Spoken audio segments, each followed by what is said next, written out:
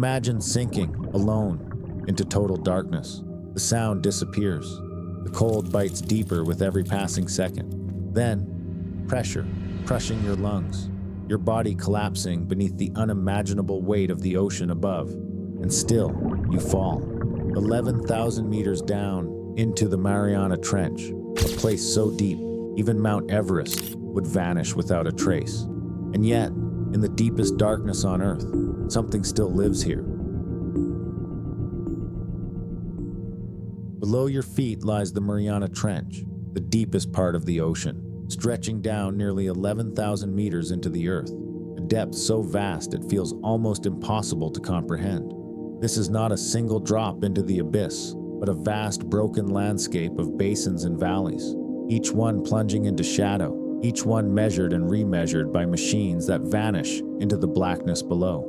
You feel a growing tension, as if the ocean itself is pressing the idea of its enormity into thought, and then something familiar emerges in the mind. Mount Everest, the tallest point on land. Even here, it would not save you. Its peak would still sit nearly 2 kilometers underwater, swallowed entirely by the crushing depth, as if the greatest mountain on Earth meant nothing in this place.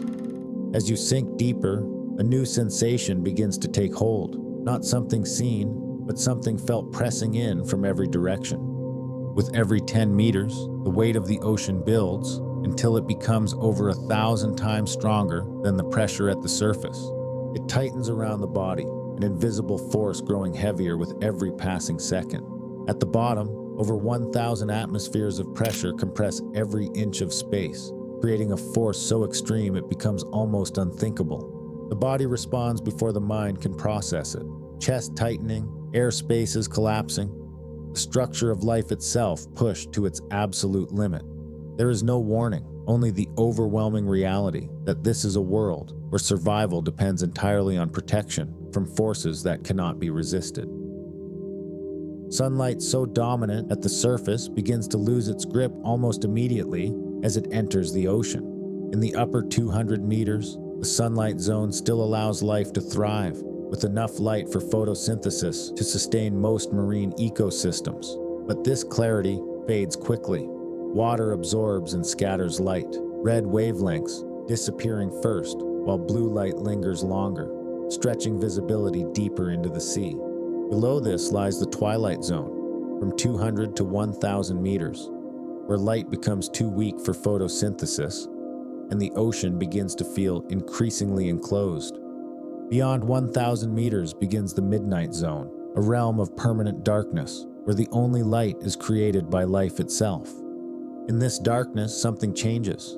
Life begins to appear, not as expected, but as something far more alien.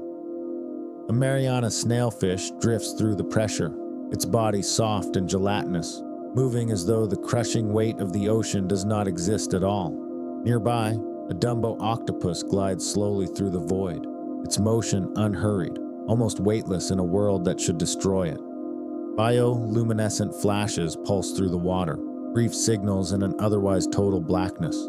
Many of these creatures do not rely on sight at all, instead sensing vibration, pressure shifts, and movement through the water with extraordinary precision. Inside their bodies, chemistry itself has adapted.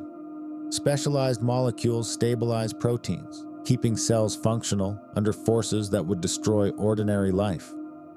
Energy becomes precious, metabolism slows, and existence itself becomes a careful balance of conservation and survival. Giant amphipods scavenge fragments of organic material drifting down from above, while the vampire squid glows faintly in the darkness, conserving energy in a world where every movement matters. The ocean is no longer empty, it is alive. For most of human history, this world remained beyond understanding, a place imagined, not observed. That changed during the Challenger Expedition between 1872 and 1876. The research vessel HMS Challenger traveled across the world's oceans, covering nearly 69,000 nautical miles and conducting over 500 deep-sea measurements. What it revealed transformed science entirely.